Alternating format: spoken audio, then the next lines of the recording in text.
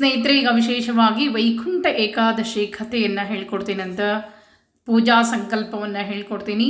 ಜೊತೆಗೆ ಯಾವ ರೀತಿ ರಂಗವಲ್ಲಿಯನ್ನು ಹಾಕಬೇಕು ಅನ್ನೋದನ್ನು ಕೂಡ ಹೇಳ್ಕೊಡ್ತೀನಂತ. ವಿಶೇಷವಾಗಿ ಧನುರ್ಮಾಸ ಅಂತ ಹೇಳ್ತೀವಿ. ಧನುರ್ಮಾಸದಲ್ಲಿ ರವಿ ಗುರುವಿನ ಮನೆ ಪ್ರವೇಶವನ್ನು ಮಾಡ್ತಾನೆ, ಧನು ರಾಶಿಯನ್ನು ಪ್ರವೇಶ ಮಾಡ್ತಾನೆ. ಅದೊಂದು ಬಹಳಷ್ಟು ಪುಣ್ಯದ ಯೋಗ ಅಂತಲೇ ಹೇಳ್ತೇವೆ. ಇಂತಹ ಪುಣ್ಯ ಯೋಗದಲ್ಲಿ ಬರುವಂಥ ಈ ಏಕಾದಶಿಯನ್ನು ನಾವು ವೈಕುಂಠ ಏಕಾದಶಿ ವಿಶೇಷವಾಗಿ ಸ್ವರ್ಗದ ಉತ್ತರದ ಬಾಗಿಲನ್ನು ತೆರೀತಾರಂತೆ.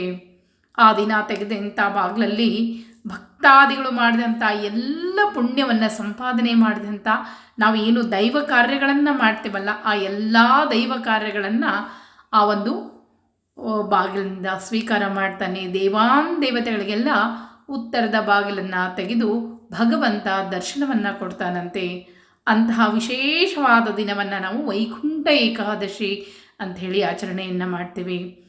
ನಾವು ಯಾವ ರೀತಿ ನಮಗೆ ದೇವಸ್ಥಾನಕ್ಕೆ ಹೋಗ್ಲಿಕ್ಕಾಗ್ತದೋ ಇಲ್ವೋ, ಮನೆಯಲ್ಲಿಯೇ ಇದ್ದುಕೊಂಡು ಭಗವಂತನ ನಾಮಸ್ಮರಣೆಯನ್ನು ಮಾಡಿದರೆ ಭಗವಂತನ ದೃಷ್ಟಿ ನಮ್ಮ ಮೇಲೂ ಕೂಡ ಬೀಳ್ತದಂತ. ಅದಕ್ಕಾಗಿ ನಾವು ಏನಾದರೂ ಕಿಂಚಿತ್ತಾದರೂ ಎಳ್ಳು ಕಾಳಿನಷ್ಟಾದರೂ ಪುಣ್ಯವನ್ನು ಸಂಪಾದನೆಯನ್ನು ಮಾಡ್ಕೋಬೇಕು ಅನ್ನೋದಾದರೆ ವೈಕುಂಠ ಏಕಾದಶಿ ವಿಶೇಷವಾಗಿರುವಂಥ ಒಂದು ಅವಕಾಶ ಅಂತಲೇ ಹೇಳ್ತೀನಿ. ಇದಕ್ಕೆ ಒಂದು ವಿಶೇಷವಾದ ಕಥೆ ಅದ. ಶ್ರೀಕೃಷ್ಣದೇವರು ಯುಧಿಷ್ಠನಿಗೆ ಹೇಳಿದಂಥ ಒಂದು ಕಥೆ ಅದ. ಆ ಕಥೆಯನ್ನು ಹೇಳ್ತೀನಿ. ನಂತರ ಈ ಒಂದು ಏಕಾದಶಿ ದಿವಸ ಆಚರಣೆ ಯಾವ ರೀತಿ ಮಾಡಬೇಕು, ಯಾವ ರೀತಿ ಸಂಕಲ್ಪವನ್ನು ಮಾಡಿಕೊಳ್ಬೇಕು, ಪೂರ್ಣ ವಿವರವಾಗಿ ತಿಳಿಸ್ಕೊಡ್ತಾ ಹೋಗ್ತೇನೆ. ಶಾಸ್ತ್ರದಲ್ಲಿ ಒಂದು ಮಾತನ್ನು ಹೇಳ್ತಾರೆ, ಶರೀರ ಮಾಧ್ಯಮ ಖಲು ಧರ್ಮ ಸಾಧನಂ ಅಂತ ಹೇಳಿ. ನಾವು ಈ ಶರೀರದಿಂದ ಧರ್ಮ ಸಾಧನೆಯನ್ನು ಮಾಡ್ಕೊಳ್ಳಿಕ್ಕಾಗಿ ದೇವರು ಇಷ್ಟು ಗಟ್ಟಿಮುಟ್ಟಿ ಆಗಿರುವಂಥ ಶರೀರವನ್ನು ಕೊಟ್ಟಿರ್ತಾನೆ.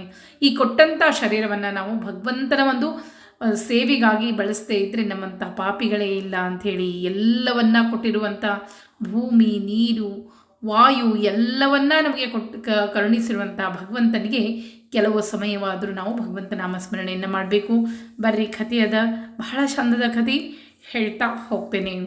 ಸಾಕ್ಷಾತ್ ಭಗವಂತನ ಸಾನ್ನಿಧ್ಯದಲ್ಲಿದ್ದಂಥ ನಂದಗೋಪ ಏಕಾದಶಿ, ದ್ವಾದಶಿ ಈ ರೀತಿಯಾಗಿರುವಂಥ ಎಲ್ಲ ವ್ರತಗಳ ಆಚರಣೆಯನ್ನು ಮಾಡ್ತಾ ಇರ್ತಾನೆ.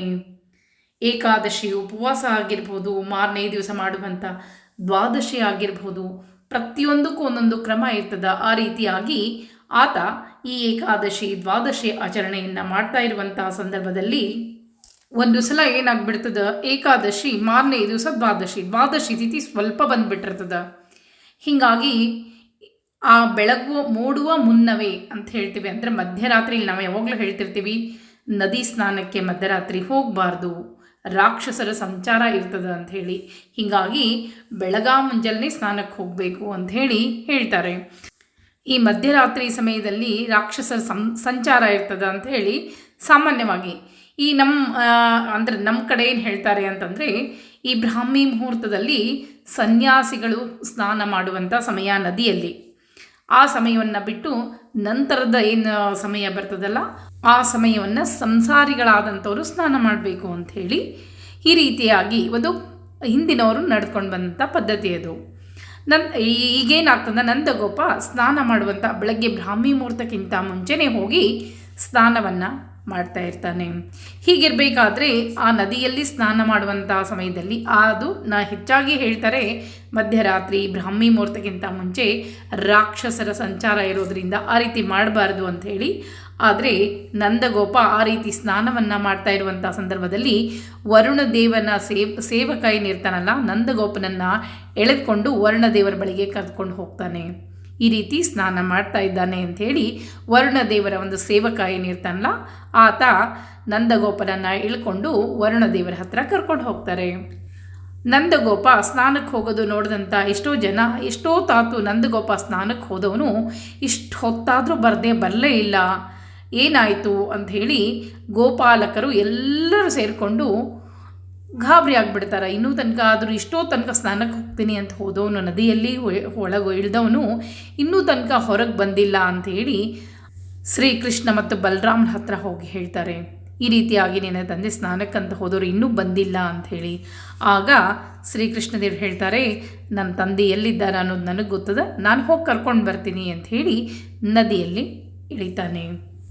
ಸಾಕ್ಷಾತ್ ಭಗವಂತನಾದಂಥ ಶ್ರೀಕೃಷ್ಣದೇವರು ವರುಣನ ಆಸ್ಥಾನಕ್ಕೆ ಹೋಗ್ತಾರೆ. ತಕ್ಷಣ ಅಂದರೆ ಶ್ರೀಕೃಷ್ಣದೇವರು ಬಂದ ತಕ್ಷಣ ವರುಣದೇವ ಭವ್ಯ ಸ್ವಾಗತವನ್ನು ಕೊಟ್ಟು ಅಂದರೆ ಸ್ವಾಗತಿಸಿ ಆತನಿಗೆ ತಂದೆಯನ್ನು ಒಪ್ಪಿಸ್ತಾನೆ. ಇಲ್ಲಪ್ಪ, ನನ್ನ ತಪ್ಪಾಯಿತು, ಕ್ಷಮಿಸಿಬಿಡು ಅಂಥೇಳಿ ತಂದೆಯನ್ನು ತಿರುಗಿ ಕಳಿಸ್ಬಿಡ್ತಾರೆ. ನಂದನಿಗೂ ಸಹ ಈ ಕೃಷ್ಣದೇವರು ಅಂದರೆ ಈ ಭಗವಂತನ ಅವತಾರ ಆತನಿಗೂ ಕೂಡ ಅರಿಲಿಕ್ಕೆ ಸಾಧ್ಯ ಇಲ್ಲ ಅಂಥೇಳಿ ಆತನು ಏನು ವರುಣದೇವರು ಆತನಿಗೆ ಭವ್ಯ ಸ್ವಾಗತವನ್ನು ಕೊಟ್ಟು ಈ ರೀತಿಯಾಗಿ ಕಳಿಸ್ಕೊಟ್ಟಿದ್ದನ್ನು ನೋಡಿ ನಂದಗೋಪ ಬಂದು ಅಲ್ಲಿದ್ದಂಥ ಎಲ್ಲ ಗೋಕುಲದ ಜನರಿಗೆ ತಿಳಿಸ್ಲಿಕ್ಕೆ ಶುರು ಮಾಡ್ತಾನೆ. ಈ ರೀತಿ ನನ್ನ ಮಗ ಇಷ್ಟು ದೊಡ್ಡ ವ್ಯಕ್ತಿ ಇದ್ದಾನೆ ಅಂಥೇಳಿ. ಆಗ ಅಲ್ಲಿದ್ದಂಥ ಗೋಪಾಲಕರೆಲ್ಲ ಕೇಳಲಿಕ್ಕೆ ಹತ್ತಾರೆ, ಯಾರು ನೀನು? ಈ ಪಾತಾಳ ಲೋಕದಲ್ಲಿ ಇಷ್ಟೊಂದು ಭವ್ಯ ಸ್ವಾಗತ ನಿನಗೆ ಹೆಂಗೆ ದೊರೀತು ಅಂಥೇಳಿ.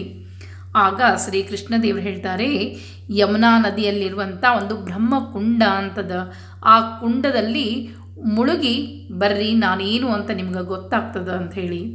ಆಗ ಎಲ್ಲರೂ ಹೋಗಿ ಆ ಯಮುನಾ ನದಿಯಲ್ಲಿರುವಂಥ ಬ್ರಹ್ಮಕುಂಡದಲ್ಲಿ ಸ್ನಾನವನ್ನು ಮಾಡಿ ಆ ನದಿಯಲ್ಲಿ ಮುಳುಗಿದಾಗ ಅವರಿಗೆಲ್ಲ ವೈಕುಂಠ ದರ್ಶನ ಆಯ್ತಂತೆ. ಅಲ್ಲಿ ಸಾಕ್ಷಾತ್ ಭಗವಂತನ ದರ್ಶನ ಆಗಿದ್ದರಿಂದ ಆ ದಿನವನ್ನು ವೈಕುಂಠ ಏಕಾದಶಿ, ಈ ಒಂದು ಧನುರ್ಮಾಸದಲ್ಲಿ ವಿಶೇಷವಾಗಿ ನಾವು ಭಗವಂತನನ್ನು ಕುರಿತು ಆರಾಧನೆ ಮಾಡೋದ್ರಿಂದ ಲಕ್ಷ್ಮೀ ಸಹಿತ ವಿಷ್ಣು ದೇವರು ನಮಗೆ ಒಲಿತಾರೆ ಅನ್ನೋದಕ್ಕಾಗಿ ಈ ಒಂದು ಎಂತಹ ಸಂಕಷ್ಟಗಳು ಬಂದರೂ ಸಹ ಹೇಗೆ ನಂದಗೋಪನನ್ನು ಭಗವಂತನೇ ಸಾಕ್ಷಾತ್ ಹೋಗಿ ಬಿಡಿಸ್ಕೊಂಡು ಬಂದೋ ಅದೇ ರೀತಿಯಾಗಿ ನಾವು ಕೂಡ ಅನನ್ಯ ಭಕ್ತಿಯಿಂದ ಭಗವಂತನನ್ನು ಆರಾಧನೆ ಮಾಡೋದ್ರಿಂದ ನಮಗೂ ಬಂದಿರುವಂಥ ಎಲ್ಲ ಸಂಕಷ್ಟಗಳು ದೂರ ಆಗ್ತದೆ. ಅದರಲ್ಲೂ ಕೂಡ ಈ ಧನುರ್ಮಾಸ ಅನ್ನೋದೇ ಒಂದು ಮಹತ್ ಪುಣ್ಯ ಕಾಲ ಅಂತ ಹೇಳ್ತೀವಿ. ಅದಕ್ಕಾಗಿ ಈ ಧನುರ್ಮಾಸದಲ್ಲಿ ವೈಕುಂಠ ಏಕಾದಶಿ ವಿಶೇಷ ಯೋಗದಲ್ಲಿ ಪ್ರಾಪ್ತಿಯಾದಾಗ ಸ್ವಲ್ಪ ಕಿಂಚಿತ್ತಾದರೂ ಭಗವಂತನ ನಾಮಸ್ಮರಣೆಯನ್ನು ಮಾಡಿ ಪುಣ್ಯವನ್ನು ಕಟ್ಕೊಳ್ರಿ ಅಂಥೇಳಿ. ಇನ್ನೂ ಯಾವ ರೀತಿ ರಂಗೋಲಿ ಹಾಕಬೇಕು ತೋರಿಸ್ತೀನಿ ಬರ್ರಿ. ಈ ರೀತಿಯಾಗಿ ವೈಕುಂಠ ಲೋಕ ಅಂತ ಹೇಳ್ತೇವೆ ಇದಕ್ಕೆ. ಈ ವೈಕುಂಠ ಲೋಕದ ವಿಶೇಷತೆ ಏನು ಅಂದರೆ, ಒಂದು ಸಲ ನಾವು ಈ ರಂಗವಲ್ಲಿಯನ್ನು ಹಾಕಿ 3 ಪ್ರದಕ್ಷಿಣೆಯನ್ನು ಹಾಕಿದರೂ ಸಾಕು ವೈಕುಂಠ ಲೋಕ ನಮಗೆ ಪ್ರಾಪ್ತಿ ಆಗ್ತದೆ ಅಂಥೇಳಿ. ಅದಕ್ಕಾಗಿ 24 ಶಂಖ 24 ಚಕ್ರವನ್ನು ಹಾಕಬೇಕು. ಮಧ್ಯದಲ್ಲಿ ತುಳಸಿಯನ್ನು ಹಾಕಿ ತುಳಸಿ ಕಟ್ಟೆಯನ್ನು ಹಾಕಬೇಕು. ಸೂರ್ಯ ಚಂದ್ರರಿರಬೇಕು, ಕಾಮಧೇನು ಕಲ್ಪವೃಕ್ಷ ಇರಬೇಕು, ಲಕ್ಷ್ಮೀ ಪಾದ ಇರಬೇಕು, ಜೊತೆಗೆ ಆನೆ ಅಂಬಾರಿ ಇರಬೇಕು. ಈ ಕಡೆ 3 ಸ್ವಸ್ತಿಕ ಇರಬೇಕು, ಈ ಕಡೆ 3 ಸ್ವಸ್ತಿಕ ಮಂಡಲದಲ್ಲಿ ಹೊರಭಾಗದಲ್ಲಿ ಹಾಕಬೇಕು. ಶಂಖ ಚಕ್ರವನ್ನು ಹಾಕಬೇಕು, ಗದಾ ಪದ್ಮವನ್ನು ಹಾಕಬೇಕು, ಸೂರ್ಯ ಚಂದ್ರರನ್ನು ಹಾಕಬೇಕು, 10 ಪದ್ಮವನ್ನು ಹಾಕಬೇಕು. ಈ ರೀತಿಯಾಗಿ ನೋಡ್ರಿ ಎಲ್ಲ ರೀತಿಯಿಂದ ಕೊನೆಗೆ ಶೇಷದೇವರು ಇರಬೇಕು, ಸ್ವಸ್ತಿಕ 2 ಇರಬೇಕು. ಈ ರೀತಿಯಾಗಿ, ಯಾಕಂದರೆ ಶೇಷದೇವರ ಸಹಾಯ ಇಲ್ಲದೆ ನಾವು ಬದುಕಲಿಕ್ಕೆ ಸಾಧ್ಯ ಇಲ್ಲ. ಅದಕ್ಕಾಗಿ ಆಧಾರ ಸ್ವರೂಪ ಅಂತ ಹೇಳ್ತೀವಿ ಶೇಷದೇವರು. ಅದಕ್ಕಾಗಿ ಈ ರೀತಿಯಾಗಿ ನಾವು ಶೇಷದೇವರನ್ನು ಹಾಕಬೇಕು. ಪೂರ್ಣ ರಂಗೋಲಿಯನ್ನು ಹಾಕಿ ಗೆಜ್ಜೆ ವಸ್ತ್ರ ಮಧ್ಯದಲ್ಲಿ ಶ್ರೀಕೃಷ್ಣ ದೇವರನ್ನ ಕೂಡಿಸಿ, ಅಂದರೆ ತುಳಸಿ ಕಟ್ಟಿ ಏನದಲ್ಲ ಅಲ್ಲಿ ಒಂದು ಬಟ್ಲಲ್ಲಿ ಶ್ರೀಕೃಷ್ಣ ದೇವರನ್ನ ಇಟ್ಟು ಗೆಜ್ಜೆ ವಸ್ತ್ರ 20+2 ಗೆಜ್ಜೆ ವಸ್ತ್ರವನ್ನು ಏರಿಸಬೇಕು, ತುಳಸಿಯನ್ನು ಏರಿಸಬೇಕು. ಆ ರೀತಿಯಾಗಿ ಏರಿಸಿ ವೈಕುಂಠ ಏಕಾದಶಿ ದಿವಸ ಪೂಜೆಯನ್ನು ಮಾಡಬೇಕು. ಈ ರೀತಿ ಪೂಜೆಯನ್ನು ಮಾಡೋದ್ರಿಂದ ಪೂಜೆಯನ್ನು ಮಾಡಿ 3 ಪ್ರದಕ್ಷಿಣ ನಮಸ್ಕಾರ, ಆ 3 ಪ್ರದಕ್ಷಿಣೆಯನ್ನು ಹಾಕಬೇಕಾದ್ರೆ ಯಾನಿ ಕಾನಿ ಚ ಪಾಪಾನಿ ಜನ್ಮಾಂತರ ಕೃತಾನಿ ಚ ತಾನಿ ತಾನಿ ವಿನಶ್ಯಂತೆ ಪ್ರದಕ್ಷಿಣೆ ಪದೇ ಪದೇ ಅಂತ ಹೇಳಿ 3 ಪ್ರದಕ್ಷಿಣೆಯನ್ನು ಹಾಕ್ರಿ. ಅಂದರೆ ನಾವು ಮಾಡಿದಂಥ ಪೂರ್ವ ಜನ್ಮದ ಅರ್ಚಿತ ಎಲ್ಲ ಕರ್ಮಗಳು ತಿಳಿದೋ ಮಾಡಿದ್ವೋ ತಿಳಿಯದೇ ಮಾಡಿದ್ವೋ ಗೊತ್ತಿಲ್ಲ ಪರಮಾತ್ಮ, ಆ ಎಲ್ಲ ಕರ್ಮಗಳು ನಮ್ಮಿಂದ ಬಿಟ್ಟು ಹೋಗಲಿ, ನಮ್ಮ ಜೀವನ ಉದ್ಧಾರ ಆಗಲಿ ಅಂತ ಬೇಡಿಕೊಂಡು 3 ಪ್ರದಕ್ಷಿಣೆಯನ್ನು ಹಾಕಿ ಭಗವಂತನಿಗೆ ಶ್ರೀಕೃಷ್ಣಾರ್ಪಣಮಸ್ತು ಅಂತ ಹೇಳ್ರಿ. ಆಗ ನಾವು ಮಾಡಿದ ಕೆಟ್ಟ ಕರ್ಮಗಳು ಆ ಭಗವಂತ, ನಾವು ಅನನ್ಯವಾಗಿ ಭಗವಂತನಲ್ಲಿ ಬೇಡಿಕೊಂಡಾಗ ಆ ಎಲ್ಲ ಒಂದು ಕರ್ಮವನ್ನು ಕಳೆಯುವಂಥ ಶಕ್ತಿ ಭಗವಂತನಿಗದ. ಇನ್ನು ಆ ದಿವಸ ಸಂಕಲ್ಪವನ್ನು ಮಾಡ್ಕೊಳ್ಬೇಕು. ಬೆಳಗ್ಗೆ ಬೇಗ ಎದ್ದು ಪೂಜೆಯನ್ನು ಮಾಡ್ತೀನಿ ಅಂತ ಹೇಳಿ ಸಂಕಲ್ಪ ಇರ್ತದೆ, ಸಂಕಲ್ಪ ಹೇಳ್ತೀನಿ. ಏಕಾದಶಿ ದಿವಸ ಬೆಳಗ್ಗೆ ಬೇಗ ಎದ್ದು ನೀವು ತಲೆ ಸ್ನಾನ ಕೂಡ ಮಾಡ್ಬೋದು. ಅಥವಾ ಹೆಗಲ ಮೇಲೆ ಸ್ನಾನ ಮಾಡಿದರೂ ನಡೀತದೆ. ನಂತರ ನಿತ್ಯ ಕರ್ಮಗಳನ್ನೆಲ್ಲ ಮುಗಿಸಿ ಸ್ನಾನ ಮಾಡಿಕೊಂಡು ಒಗೆದ ಬಟ್ಟೆಗಳನ್ನು ಧರಿಸಿ, ಮಡಿ ಬಟ್ಟೆ ನಿಮ್ಮ ಮನೆಯಲ್ಲಿ ಯಾವ ರೀತಿ ಪದ್ಧತಿ ಅದ ಆ ರೀತಿ ಪದ್ಧತಿಯಲ್ಲಿ ಹಾಕ್ಕೊಂಡು ನಂತರ ರಂಗವಲ್ಲಿಯನ್ನೆಲ್ಲ ಸ್ನಾನ ಮಾಡಿ ಬಂದು ರಂಗವಲ್ಲಿಯೆಲ್ಲ ಹಾಕ್ಕೊಳ್ಬೇಕು. ದೇವರ ಮುಂದೆ ದೀಪವನ್ನು ಹಚ್ಚಿಟ್ಕೊಂಡು ಪೂಜೆಗೆ ಕುಳಿತುಕೊಳ್ಬೇಕಾದ್ರೆ ಎಲ್ಲವನ್ನ ತುಳಸಿ ಇದ್ದರೆ ಸಾಕು. ಭಗವಂತನಿಗೆ ಆ ದಿನ ವಿಶೇಷವಾಗಿ ತುಳಸಿ ಅಲಂಕಾರ ಇರ್ತದೆ. ಹೂಗಳನ್ನು ಕೂಡ ಏರಿಸಬಹುದು. ಕೈಯಲ್ಲಿ ಅಕ್ಷತೆಯನ್ನು ಹಿಡ್ಕೊಂಡು ಮೊದಲು ಓಂ ನಮಃ ಶಿವಾಭ್ಯಾಂ ಶುಭ ಶುಭಂ ನಮೂರ್ತೆ ಆದ್ಯ ಬ್ರಹ್ಮಣಃ ದ್ವಿತೀಯ ಪರಾರ್ಧೆ ಶ್ರೀ ಶ್ವೇತವರಾಹ ಕಲ್ಪೆ ವೈವಸ್ವತ ಮನ್ವಂತರೆ ಕಲಿಯುಗೆ ಪ್ರಥಮಚರಣೆ ಭರತವರ್ಷೆ ಭರತಖಂಡೆ ಜಂಬೂದ್ವೀಪದಂಡಕಾರಣ್ಯ ದೇಶೆ ಗೋದಾವರ್ಯಾಃ ದಕ್ಷಿಣತೀರೆ ಶಾಲಿವಾಂಶಕೆ ಬೌದ್ಧಾವತಾರ ರಾಮಕ್ಷೇತ್ರೆ ಅಸ್ಮಿನ್ ವರ್ತಮಾನೆ ವ್ಯವಹಾರಿಕ ಚಂದ್ರಮಾನೇನ ವಿಶ್ವಾವಸುನಾಮ ಸಂವತ್ಸರೆ ದಕ್ಷಿಣಾಯಣೆ ಹೇಮಂತ ಋತೌ ಪೌಷ್ಯಮಾಸೆ ಶುಕ್ಲಪಕ್ಷೆ ಏಕಾದಶಾತಿಥೌ ಭೌಮವಾಸರೆ ಭರಣಿ ನಕ್ಷತ್ರೆ ಸಿದ್ಧಯೋಗೆ ವಣಿಕರ್ಣೆ ಏವಂ ಗುಣವಿಶೇಷಣ ವಿಶಿಷ್ಟಾಯಾಮ್. ನಿಮ್ಮ ರಾಶಿ ಗೋತ್ರ ಎಲ್ಲವೂ ಗೊತ್ತಿದ್ದರೆ ಇಲ್ಲಿ ಹೇಳ್ಕೊಳ್ಬೇಕಾಗ್ತದೆ. ಇಲ್ಲಾಂದರೆ ನಿಮ್ಮ ಹೆಸರು ಹೇಳಿದರೆ ಸಾಕು. ಮಮ ಆತ್ಮನಃ ಶ್ರುತಿಸ್ಮೃತಿ ಪುರಾಣೋಕ್ತ ಫಲಪ್ರಾಪ್ತ್ಯರ್ಥಂ ಅಸ್ಮಾಕಂ ಸಹ ಕುಟುಂಬಾನಾಂ ಸಹ ಪರಿವಾರಾಣಾಂ ಕ್ಷೇಮ ಸ್ಥೈರ್ಯ ವಿಜಯ ಅಭಯ ಆಯು ಆರೋಗ್ಯ ಐಶ್ವರ್ಯ ಅಭಿವೃದ್ಧ್ಯರ್ಥಂ ಸಮಸ್ತಾಭ್ಯುದಯಾರ್ಥಂಚ ಶ್ರೀ ಲಕ್ಷ್ಮೀ ಸಹಿತ ವಿಷ್ಣು ದೇವತಾ ಪ್ರೀತ್ಯರ್ಥಂ ಯಥಾ ಮಿಲಿತೋಪಚಾರ ದ್ರವ್ಯೈಃ ಯಥಾಶಕ್ತಿ ಲಕ್ಷ್ಮೀ ಸಹಿತ ವಿಷ್ಣು ದೇವತಾಮುದ್ದೇಶ್ಯ ಶ್ರೀ ಏಕಾದಶಿ ವೈಕುಂಠ ಏಕಾದಶಿ ಅಂದ್ರೂ ನಡೀತದ ಅಥವಾ ಪುತ್ರದ ಏಕಾದಶಿ ನಿಮಿತ್ಯ ಧ್ಯಾನ ಅವನಾದಿ ಷೋಡಶೋಪಚಾರ ಪೂಜಾಂ ಕರಿಷ್ಯೆ ಅದೌ ನಿರ್ವಿಘ್ನತಾ ಸಿದ್ಧ್ಯರ್ಥಂ ಶ್ರೀಮನ್ಮಹಾಗಣಪತಿ ದೇವತಾ ಸ್ಮರಣಂಚ ಕರಿಷ್ಯೆ ಅಂಥೇಳಿ ಮೊದಲು ಗಣಪತಿ ಸ್ಮರಣೆಯನ್ನು ಮಾಡಿಕೊಳ್ಬೇಕು. ನಂತರ ಲಕ್ಷ್ಮೀ ಸಹಿತ ವಿಷ್ಣು ದೇವತೆಯನ್ನು ನಿಮ್ಮ ಮನೆಯಲ್ಲಿ ಫೋಟೋ ಇದ್ದರೆ ಫೋಟೋ ಅಥವಾ ಕೃಷ್ಣದೇವರಿದ್ದರೆ ಕೃಷ್ಣದೇವರನ್ನ ಇಟ್ಟು ಪೂಜೆಯನ್ನು ಮಾಡಬೇಕು. ಆಹ್ವಾನ ಇರ್ತದೆ, ಆಸನ ಇರ್ತದೆ, ಎಲ್ಲ ಮಾಡಿ ಗೆಜ್ಜೆ ವಸ್ತ್ರ ಏರಿಸಿ ವಿಷ್ಣು ಅಷ್ಟೋತ್ತರದಿಂದ ಒಂದು ತುಳಸಿ ದಳ ಭಗವಂತನಿಗೆ ಅರ್ಪಣೆಯನ್ನು ಮಾಡಿದರೂ ಸಾಕು. ಎಷ್ಟು 3 ಬೆರಳಿಗೆ ಬರುವಂಥಷ್ಟು ಸಕ್ಕರೆಯನ್ನು ಇಟ್ಟು ನೈವೇದ್ಯ ಮಾಡಿದರೂ ಸಾಕು.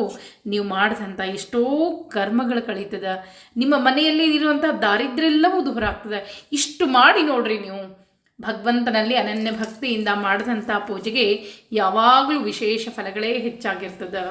ಅದಕ್ಕಾಗಿ ನಾಳೆ ಬರುವಂಥ ವೈಕುಂಠ ಏಕಾದಶಿ ದಿವಸ ಇಷ್ಟು ನಾನು ಹೇಳಿದಷ್ಟು ರಂಗವಲ್ಲಿಯನ್ನು ಹಾಕಿ 3 ಪ್ರದಕ್ಷಿಣೆಯನ್ನು ಹಾಕಿ ಕೇವಲ ಭಗವಂತನಿಗೆ ಒಂದು ತುಳಸಿ ದಳ, 3 ಬೆರಳಿಗೆ ಬರುವಷ್ಟು ಸಕ್ಕರೆ ಅರ್ಪಣೆ, ಇಷ್ಟು ಸಾಕು. ನೀವು ನಿಮ್ಮ ಮನೆಯಲ್ಲಿರುವಂಥ ಎಲ್ಲ ದಾರಿದ್ರ್ಯಗಳು ದೂರ ಆಗ್ತದೆ. ಉಪವಾಸ ಯಥಾಶಕ್ತಿ ಈಗಾಗಲೇ ಹೇಳಿಬಿಟ್ಟೇನಿ. ಉಪವಾಸ ಯಾವ ರೀತಿ ಇರಬೇಕು ಅಂದರೆ, ಉಪವಾಸ ನಿರಾಹಾರನೂ ಮಾಡ್ಲಿಕ್ಕೆ ಬರ್ತದೆ, ಚಹಾ ಕಾಫಿ ಕುಡಿದು ಮಾಡ್ಲಿಕ್ಕೆ ಬರ್ತದೆ. ಆದರೆ ನಿಮ್ಮ ಆರೋಗ್ಯವನ್ನು ನೋಡಿಕೊಂಡು ಮಾಡಬೇಕು. ನಾವು ಹೇಳ್ತೇವೆ ಉಪವಾಸ ನಿರಾಹಾರ ಮಾಡೋದ್ರಿಂದ ಬಹಳಷ್ಟು ಒಳ್ಳೆಯ ಫಲಗಳು ಸಿಗ್ತದೆ ಅಂತ ಹೇಳಿ, ಅಥವಾ ನಿಮಗೆ ಹಾಲು ಹಣ್ಣು ತೆಗೆದುಕೊಂಡು ಮಾಡಿರಿ, ಅಷ್ಟೊಂದು ನಿರಾಹಾರ ಮಾಡಲಿಕ್ಕೆ ಆಗದೆ ಇದ್ರಿ ಅಂತ ಹೇಳ್ತೀವಿ. ನಾವೆಲ್ಲ ಹೇಳ್ತೀವಿ ಪಾಪ ನಿಮ್ಮ ಆರೋಗ್ಯಕ್ಕೆ ಏನಾದರೂ ತೊಂದರೆ ಆಗಬಾರ್ದು, ಅದಕ್ಕಾಗಿ ನಿಮ್ಮ ಆರೋಗ್ಯವನ್ನು ನೋಡಿಕೊಂಡು ಉಪವಾಸ ಮಾಡಿರಿ.